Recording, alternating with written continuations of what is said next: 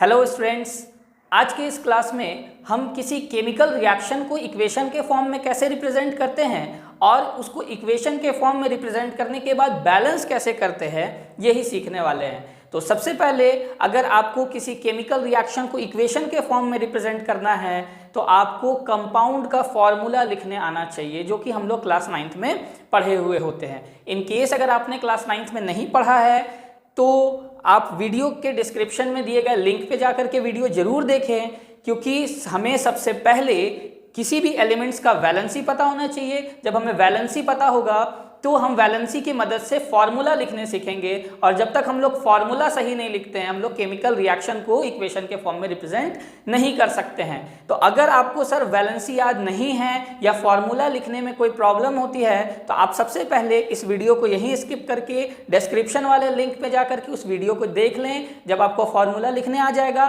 तो ही आप इक्वेशन बना सकते हैं। तो हम लोग स्टार्ट करते हैं, देखते हैं कि इक्वेशन को लिखने में किन पॉइंट्स को हमें ध्यान में रखने की जरूरत है।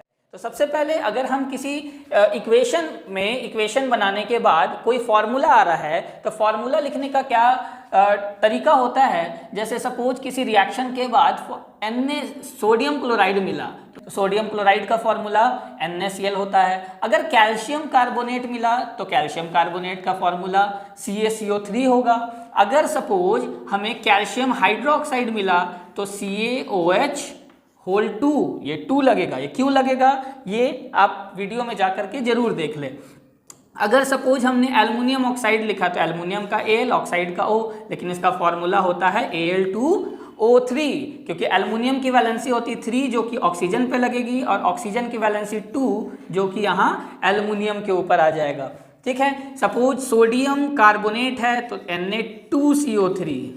ये जो 2-3 का फंडा है, अगर आपको समझ में आ रहा है तो हम लोग आगे बढ़ते हैं, अब नहीं समझ में आ रहा है तो पहले आप वीडियो को देख लीजिए।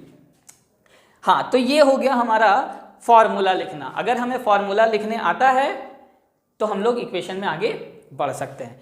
कुछ केमिकल रिएक्शंस को आपको याद रखने होंगे, जैसे अगर हाइड्रोजन गैस और ऑक्सीजन गैस कंबाइन करता है तो वो वाटर का फॉर्मेशन करता है। अगर हाइड्रोजन गैस और क्लोरीन गैस कंबाइन करता है तो वो हाइड्रोक्लोरिक एसिड का फॉर्मेशन करता है।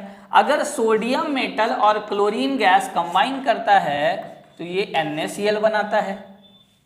ठीक है, लेकिन सर अगर आप इसको चेक करें कि क्या जितना एटम्स इस साइड है सेम उतना ही एटम इस साइड है, अगर नहीं होगा तो ये लॉ ऑफ कंजर्वेशन ऑफ मास को फॉलो नहीं करेगा। तो ये इसको बैलेंस करना बहुत जरूरी है to follow law of conservation of mass. तो बैलेंसिंग करने का तरीका आप देखें।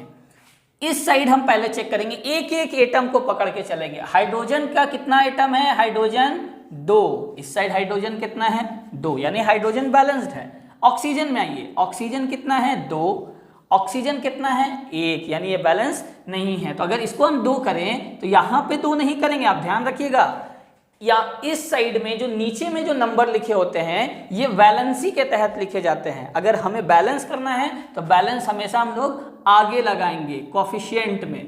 तो ऑक्सीजन को 2 करना था, हमने 2 लगा दिया आगे, ऑक्सीजन हो गया 2। लेकिन ऑक्सीजन को जैसे ही 2 किया हाइड्रोजन हो गया 2 × 2 4। तो हाइड्रोजन के आगे भी 2 लगा दिया हमने, हाइड्रोजन हो गया 4। अब ये इक्वेशन बैलेंस्ड है। हाइड्रोजन 4 है, हाइड्रोजन इधर भी 4 है, ऑक्सीजन 2 है और ये ऑक्सीजन 2 है। तो समझ में आया आपको? तो आगे चलते हैं। यहाँ हाइड्रोजन 2 है, यहाँ हाइड्रोजन 1 है। तो हाइड्रोजन क्या क्या हमने लगा दिया? 2। हाइड्रोजन 2 हो गया। क्लोरीन है 2, क्लोरीन भी हाइड्रोजन में 2 लगाने की वजह से क्लोरीन भी 2 हो गया। तो ये इक्वेशन भी बैलेंस्ड है। क्लियर है? यहाँ देखिए सोडियम 1 बैलेंस्ड है। क्लोरीन 2, क्लोरीन 1, 2 कहाँ लगाएंगे? इधर, इधर। तो क्लोरीन को 2 किया तो सोडियम भी 2 हो गया, तो सोडियम को भी 2 कर देंगे, हो गया बैलेंस। ठीक है, तो ये जो एग्जाम्पल्स है ये कॉम्बिनेशन रिएक्शंस के एग्जाम्पल है। तो कॉम्बिनेशन रिएक्शन में प्रोडक्ट क्या बनता है ये हमें याद रखने की जरूरत है। लेकिन डिस्प्लेसमेंट रिएक्शन में और डबल डिस्प्लेसमेंट रिएक्शन में हमारे पास कुछ एजम्पशन है जिसके तहत हम लोग बात कर सकते हैं, हम समझ सकते हैं कि यहाँ पे इक्वेशन क्या बनेगा। Just for example, Fe2O3 plus Al, यानी आयरन ऑक्साइड का एक सॉल्यूशन है जिसमें हमने एल्युमिनियम मेटल को डाल दिया। तो यहां एल्युमिनियम क्या आयरन को डिस्प्लेस कर पाएगा? याद करिए रिएक्टिविटी सीरीज, केदारनाथ का माली आलू जरा फीके से पकाता है, क्यूट होगा सिल्वर, गोल्ड और प्लैटिनम। तो यहां आप देखिए कि एल्युमिनियम जो है ये आयरन से ज़्यादा रिएक्टिव है क्योंकि आयरन से ऊपर है, यानी एल्युमिनियम के पास ये टेंडेंसी है कि वो आयरन को डिस्प्लेस कर सकता है, यानी एल्युमिनियम क्या करेगा? आयरन को डिस्प्लेस करेगा। तो सर जब ये आयरन को डिस्प्लेस करेगा तो ये एल्युमिनियम जाके ऑक्सीजन के साथ रिएक्ट करेगा तो एल्युमिनियम ऑक्साइड बनाएगा, है ना। तो अब वैलेंसी इसके अकॉर्डिंग, जरूरी नहीं है कि यहाँ जो लिखा हुआ वही लिखना है, इसको इसके साथ कंबाइन करने के बाद हम देखेंगे एल्युमिनियम की वैलेंसी होती 3 इस पे और ऑक्सीजन की वैलेंसी होती 2 इस पे, है ना। तो यहाँ पे हमने सबसे पहले क्या किया? प्रोडक्ट बना लिया कि ये एल्युमिनियम ऑक्साइड बनेगा और जो आयरन है वो डिस्प्लेस होने के बाद अलग हो जाएगा। अब हम चेक करते हैं बैलेंस्ड है या नहीं है। यहाँ पे आयरन 2 है, क्या हमारे पास आयरन 2 है? नहीं है, तो हम आयरन को 2 करेंगे। ऑक्सीजन 3 है, ऑक्सीजन 3 है, यहाँ एल्युमिनियम 2 है, यहाँ पे एल्युमिनियम 1 है, तो यहाँ एल्युमिनियम को 2 करेंगे। तो अब ये बैलेंस्ड है ना, देख लीजिए अच्छे से। नेक्स्ट एग्जांपल हम देखते हैं। अगर हमने आयरन को हाइड्रोक्लोरिक एसिड के अंदर डाल दिया तो आयरन क्या हाइड्रोजन को हटा पाएगा? तो ये आयरन आप देखिए ये हाइड्रोजन से ऊपर है, यानी आयरन हाइड्रोजन को हटा पाएगा। तो ये आयरन हाइड्रोजन को हटा देगा तो Cl के साथ आ जाएगा, तो ये हो गया फेरिक क्लोराइड और प्लस हाइड्रोजन को हटा दिया। लेकिन सर यहाँ वैलेंसी, पहले आपको फॉर्मूला ही सही लिखना होगा। तो Fe जैसे ही Cl के पास आएगा तो आयरन की वैलेंसी 3 क्लोरीन पे, क्लोरीन की वैलेंसी 1 नहीं लिखते हैं। और सर यहाँ आपको ध्यान रखने वाली बात है, आप इस बात का ध्यान रखें कि अगर किसी रिएक्शन के अंदर हाइड्रोजन बच जाता है तो ये हमेशा हाइड्रोजन गैस के फॉर्म में रिलीज होगा। अगर ऑक्सीजन बच जाता है तो ये हमेशा ऑक्सीजन गैस के फॉर्म में रिलीज होगा। अगर क्लोरीन बच जाता है तो ये हमेशा क्लोरीन गैस के फॉर्म में रिलीज होगा। अगर कार्बन और ऑक्सीजन बच जाता है, चाहे वो कितना भी एटम हो, C2 हो ऑक्सीजन 1 हो, C1 हो ऑक्सीजन 2 हो, C1 हो ऑक्सीजन 1 हो, कार्बन और ऑक्सीजन अगर बच रहा है तो ये कार्बन डाइऑक्साइड गैस के फॉर्म में रिलीज होगा। ध्यान रखिएगा इस बात को। अगर H और O बच रहा है, कितना भी एटम हो हाइड्रोजन का ऑक्सीजन का, अगर हाइड्रोजन और ऑक्सीजन बच रहा है तो ये हमेशा वाटर के फॉर्म में रिलीज होगा।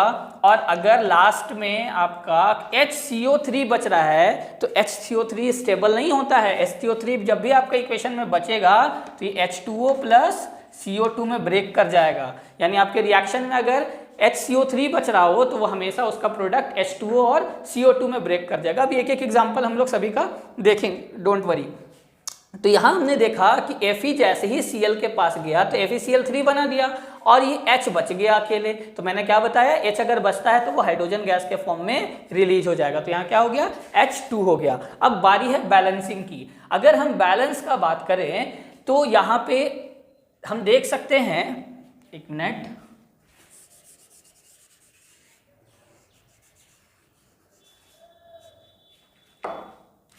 यहाँ हम देख सकते हैं आयरन 1 है, आयरन 1 है, क्लोरीन 3 है। अगर हम यहाँ क्लोरीन को 3 करते हैं तो हाइड्रोजन 3 हो जाएगा और यहाँ पे हाइड्रोजन 2 है, तो ऑड इवन वाला कंडीशन आ जाता है ना। तो जब भी आपको एक बात और बता दूं, जब भी ऑड इवन का कंडीशन आए आप उसको 2 से मल्टीप्लाई करके चेक कर लेना, ठीक है। तो आप यहाँ पे क्या करें, 2 से मल्टीप्लाई करके चेक कर लें। तो इस इक्वेशन को 2 से मल्टीप्लाई करके चेक कर लीजिए। तो आयरन हो गया 2, आयरन को कर दिए 2, क्लोरीन हो गया 3 2 जा 6, क्लोरीन को कर दिया 6, तो हाइड्रोजन हो गया 6, तो हाइड्रोजन के आगे लगा दिया 3 3 2 जा 6। अब ये बैलेंस है, ये बैलेंस्ड है। अब देख लीजिए तीसरा इक्वेशन में अगर हम चलते हैं, अगर हम पोटेशियम को वाटर में डालें तो यहाँ पे कौन सा रिएक्शन हो रहा है? डिस्प्लेसमेंट, क्योंकि एक तरफ सिंगल एक तरफ डबल है। अभी सारा एग्जाम्पल एक तरफ सिंगल एक तरफ डबल, एक तरफ सिंगल एक तरफ डबल, है ना। तो हम डिस्प्लेसमेंट रिएक्शन का लेके चल रहे हैं। तो यहाँ पे डिस्प्लेसमेंट रिएक्शन में क्या करता है? एक एलिमेंट दूसरे को डिस्प्लेस। तो पोटेशियम क्या हाइड्रोजन को डिस्प्लेस कर पाएगा? तो यहाँ पे आप देखिए पोटेशियम सबसे अपर मोस्ट पे है, यानी सबसे ज्यादा रिएक्टिव, वो किसी को भी डिस्प्लेस कर देगा। तो पोटेशियम क्या करेगा? हाइड्रोजन को डिस्प्लेस करेगा। तो यहाँ पे ध्यान से समझिएगा, पोटेशियम अगर हाइड्रोजन को डिस्प्लेस करेगा तो KO नहीं बनेगा। कोई भी चीज आप ध्यान से समझिएगा इस बात को, अगर वाटर के साथ रिएक्ट करता है, सपोज कोई भी एलिमेंट हो वाटर के साथ रिएक्ट करता है तो वो उसका हाइड्रोक्साइड बनाता है। ठीक है, कोई भी एलिमेंट वाटर के साथ रिएक्ट करता है तो उसका हाइड्रोक्साइड बनाता है। तो पोटेशियम भी जब वाटर के साथ रिएक्ट करेगा तो पोटेशियम हाइड्रोक्साइड बनाएगा और प्लस हाइड्रोजन गैस रिलीज होगा। तो यहाँ पे अगर हम बैलेंस करते हैं, पोटेशियम 1 हाइड्रोजन 2 और 1 3, तो यहाँ पे भी इवन ऑड का कंडीशन आया। क्या करेंगे? आगे 2 लगा के चेक करेंगे।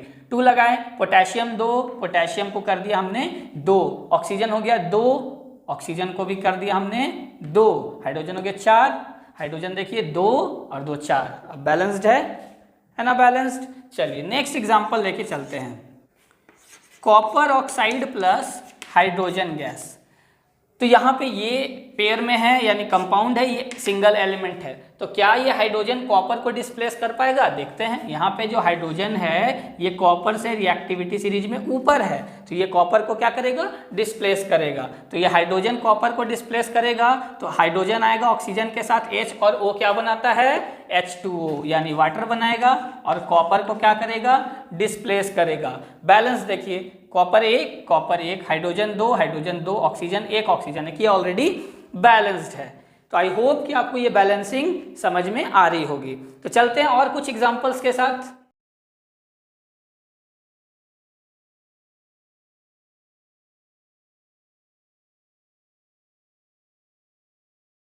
हमारे पास ये 5 केमिकल रिएक्शंस है, तो हम सिर्फ इसको बैलेंस ही नहीं करेंगे, हम इसका प्रोडक्ट भी बनाएंगे और फिर बैलेंस करेंगे। तो सबसे पहले यहाँ पे जो क्वेश्चन है कि अगर जिंक सिल्वर नाइट्रेट के साथ रिएक्ट करेगा तो क्या बनेगा? तो सर जब जिंक सिल्वर नाइट्रेट के साथ रिएक्ट करेगा तो क्योंकि जिंक सिल्वर से ज़्यादा रिएक्टिव है, जिंक सिल्वर को डिस्प्लेस करेगा, तो ये जिंक नाइट्रेट बनाएगा। तो ये Zn और NO3 जिंक नाइट्रेट बनाएगा। लेकिन ये सर जिंक नाइट्रेट का सही फॉर्मूला नहीं है, क्योंकि जिंक की वैलेंसी होती है 2 और नाइट्रेट की वैलेंसी होती है 1। यहाँ पे दोनों का वैलेंसी 1 था, इसलिए कुछ नहीं लिखा था। लेकिन अब ये नाइट्रेट सिल्वर के साथ नहीं है, जिंक के साथ है, तो वैलेंसी जिंक के अकॉर्डिंग होगी। तो जिंक की वैलेंसी 2, तो इस पे 2 लगाएंगे, और नाइट्रेट की वैलेंसी 1, तो 1 को नहीं लिखते हैं। और ये किसको डिस्प्लेस किया? सिल्वर को, तो सिल्वर अलग हो जाएगा। ठीक है, बैलेंस करके देखते हैं। जिंक 1 नाइट्रेट 2, तो नाइट्रेट को हम करते हैं 2, तो सिल्वर भी हो गया 2, तो सिल्वर को भी कर दिया 2। बैलेंस्ड है। नेक्स्ट देखते हैं aluminium plus copper chloride. Copper chloride में जो कॉपर है ये एल्युमिनियम से ज्यादा रिएक्टिव है या कम है? कम है, कॉपर कम रिएक्टिव है, तो एल्युमिनियम क्या करेगा? कॉपर को डिस्प्लेस करेगा। तो एल्युमिनियम आएगा क्लोराइड के साथ, तो एल्युमिनियम जब क्लोराइड के साथ रिएक्ट करेगा तो यहाँ पे Cl2 नहीं लिखेंगे हम, क्योंकि यहाँ 2 इसलिए लिख रहे थे क्योंकि ये क्लोराइड कॉपर के साथ था, तो कॉपर की वैलेंसी 2, लेकिन अब ये क्लोराइड एल्युमिनियम के साथ है तो एल्युमिनियम की वैलेंसी 3, तो 3, और क्लोराइड का वैलेंसी 1 नहीं लिखते हैं। किसको डिस्प्लेस किया? कॉपर को। ठीक है, बैलेंस कैसे करेंगे? एल्युमिनियम 1 क्लोरीन 3 और क्लोरीन 2। फिर से ऑड इवन का कंडीशन क्या करेंगे? 2 लगा के चेक करेंगे। एल्युमिनियम 2 क्लोरीन 6, क्लोरीन को हमने क्या कर दिया? 3 लगाएंगे ना, तो 3 2 जा 6, कॉपर हो गया 3, कॉपर को कर दिया 3, हो गया बैलेंस्ड। नेक्स्ट चलते हैं, कॉपर प्लस ऑक्सीजन, तो कॉपर ऑक्साइड बनेगा। जब भी कोई चीज का रिएक्शन ऑक्सीजन के साथ हो, एक ये भी रिएक्शन आप याद रखें, कोई भी चीज का रिएक्शन ऑक्सीजन के साथ हो तो वो उसका ऑक्साइड बनाता है, बाकी वैलेंसी डिपेंड करेगा। तो आपको 1-2 बात ध्यान में रखना है कि अगर मान लिया किसी रिएक्शन में कहा जाए कि सपोज एलिमेंट X है जो बर्न कर रहा है एयर में, तो बर्न का मतलब होता है O2 के साथ रिएक्शन। O2 का रिएक्शन को क्या कह सकते हैं? बर्निंग। ठीक है। और अगर किसी चीज को कहा गया कि हीट इज हीटेड, तो हीट में सिर्फ डिकम्पोजिशन होगा, हीट में सिर्फ वो ब्रेक करेगा, लेकिन बर्न का बात जहां किया गया तो उसका मतलब क्या हो गया? O2 के साथ रिएक्ट होगा। तो कॉपर जब ऑक्सीजन के साथ रिएक्ट करेगा तो ऑक्साइड बनाएगा, कोई भी चीज ऑक्सीजन के साथ रिएक्ट करेगा तो ऑक्साइड बनाएगा। तो यहाँ O2 था, यहाँ O2 होगा? नहीं होगा, क्योंकि अब ये O कॉपर के साथ है, कॉपर की वैलेंसी 2, ऑक्सीजन की भी वैलेंसी 2, तो दोनों का वैलेंसी 2 2 कैंसिल हो गया, तो नहीं लिखाएगा। बैलेंस करते हैं, कॉपर 1 कॉपर 1, ऑक्सीजन 2, ऑक्सीजन को हम करेंगे 2 तो कॉपर भी हो जाएगा 2, तो ये कॉपर को 2, तो ये हो गया बैलेंस्ड। नेक्स्ट हम देखते हैं मैग्नीशियम जब ऑक्सीजन के साथ रिएक्ट करेगा तो मैग्नीशियम ऑक्साइड बनेगा। मैग्नीशियम की भी वैलेंसी 2, ऑक्सीजन की भी वैलेंसी 2, तो ये मैग्नीशियम ऑक्साइड का सही फॉर्मूला है। मैग्नीशियम 1 है, इधर भी 1 है, ऑक्सीजन 2 है, ऑक्सीजन को 2 किए तो मैग्नीशियम 2 हो गया, तो मैग्नीशियम को 2 कर दिए। इधर देखते हैं copper plus silver nitrate, copper silver को डिस्प्लेस करेगा तो कॉपर नाइट्रेट बनाएगा और सिल्वर डिस्प्लेस होगा। तो कॉपर नाइट्रेट जब हम लिखेंगे तो कॉपर नाइट्रेट, फॉर्मूला सही है, कॉपर की वैलेंसी 2 और नाइट्रेट की 1, तो ये सही नहीं है, कॉपर का 2 वैलेंसी यहाँ लगेगा, नाइट्रेट का 1, अब सही हुआ, प्लस इसने सिल्वर को डिस्प्लेस कर दिया। अब बैलेंस करते हैं, कॉपर 1 नाइट्रेट 2, नाइट्रेट को हमने किया 2 तो सिल्वर हो गया 2, तो सिल्वर को भी हमने कर दिया 2। ठीक है, बैलेंसिंग समझ में आ रही है। तो इसी तरीके से हम लोग कुछ चीज़ों को माइंड में रखते हुए बैलेंस करेंगे कि अगर वो एक एक एटम को पकड़ के हम बैलेंस करने की कोशिश करेंगे, कभी ऑड इवन का कंडीशन आ जाए तो हम 2 से मल्टीप्लाई करके ट्राई करेंगे, और इस बात का ध्यान रखेंगे कि OH बचेगा तो वाटर बनेगा, SCO3 बचेगा तो वाटर और कार्बन डाइऑक्साइड में ब्रेक करेगा। कोई भी एलिमेंट वाटर के साथ रिएक्ट करता है तो हाइड्रोक्साइड का फॉर्मेशन करता है, और ऑक्सीजन के साथ रिएक्ट करता है तो ऑक्साइड का फॉर्मेशन करता है। तो इनसे रिलेटेड भी कुछ एग्जाम्पल्स हम देखते हैं। तो हमारे पास अगेन 5 क्वेश्चंस है, हम इनका केमिकल इक्वेशन पहले बनाएंगे, प्रोडक्ट क्या होगा और देन बैलेंस करेंगे। तो देखते हैं, अगर यहाँ पे सोडियम कार्बोनेट है और इसको HCl के साथ रिएक्ट कराया गया, तो सबसे पहले यहाँ देखिए कि ये 2 और इधर भी 2 पेयर में है, तो यहाँ पे एक्सचेंज ऑफ आयंस होगा, यानी डबल डिस्प्लेसमेंट रिएक्शन होगा। तो ये Na जाएगा Cl के साथ और H जाएगा CO3 के साथ, तो NaCl के साथ जाएगा तो NaCl का फॉर्मेशन करेगा। वैलेंसी भी सेम है, दोनों का वैलेंसी 1 1, प्लस यहाँ क्या बचा H और CO3, तो यहाँ पे ध्यान दीजिए HCO3 जब होता है तो वो H2O और CO2 में ब्रेक कर जाता है, यानी SCO3 नहीं बन के यहाँ पे क्या बनेगा? H2O plus CO2। हम लोग एक ही बार में सारा बैलेंस कर लेंगे, पहले प्रोडक्ट लिख लेते हैं। यहाँ NaOH है और प्लस H2SO4 यानी सल्फ्यूरिक एसिड है, तो Na जाएगा SO4 के साथ और H2 जाएगा OH के साथ। तो Na जब SO4 के साथ जाएगा तो सोडियम सल्फेट बनाएगा, Na जब SO4 के साथ जाएगा सोडियम सल्फेट बनाएगा, लेकिन जब वैलेंसी हम चेक करेंगे तो सोडियम की वैलेंसी 1 और सल्फेट की वैलेंसी 2 है, तो इसका फॉर्मूला होगा Na2SO4 और प्लस यहाँ ध्यान दीजिए H2 और OH, यानी टोटल मिला के हमारे पास H है और O है, सिर्फ H और O है। तो जब H और O बचता है तो हमें क्या मिलता है? H2O। तो यहाँ पे प्रोडक्ट क्या बनेगा? वाटर। ठीक है, उसी तरीके से अगर हम यहाँ चले तो कैल्शियम जो है वो जाएगा NO3 के साथ और इस जाएगा OH के साथ, तो कैल्शियम जाएगा नाइट्रेट के साथ, तो ये बनेगा कैल्शियम नाइट्रेट। वैलेंसी सही नहीं है, कैल्शियम की वैलेंसी होती है 2 और नाइट्रेट की 1, प्लस यहाँ से हमारे पास सिर्फ क्या दिख रहा है? HOH, यानी ओवरऑल हमारे पास H और O है, तो यहाँ क्या बनेगा? वाटर बनेगा। तो अब बैलेंसिंग की बारी।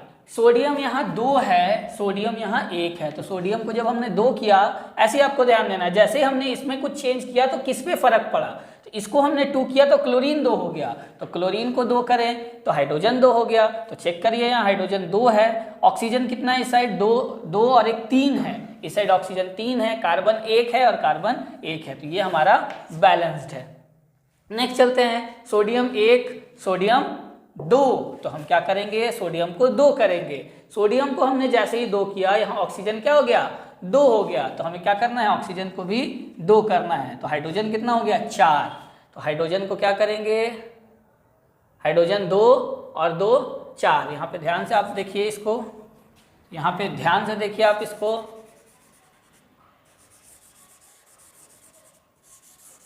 हाइड्रोजन 2 यहाँ और 2 यहाँ, 4 है, और एक सल्फेट यहाँ एक सल्फेट के साथ बैलेंस्ड है। ठीक है, ये बैलेंस्ड हो गया। नेक्स्ट चलते हैं कैल्शियम 1, नाइट्रेट 2, नाइट्रेट 1, नाइट्रेट को हमने 2 किया तो हाइड्रोजन हो गया 2, और यहाँ 2, 4। तो हम जैसे ही यहाँ पे हाइड्रोजन को 4 करेंगे ऑक्सीजन हो जाएगा 2, यहाँ पे ऑक्सीजन है 2, बैलेंस्ड है ये भी।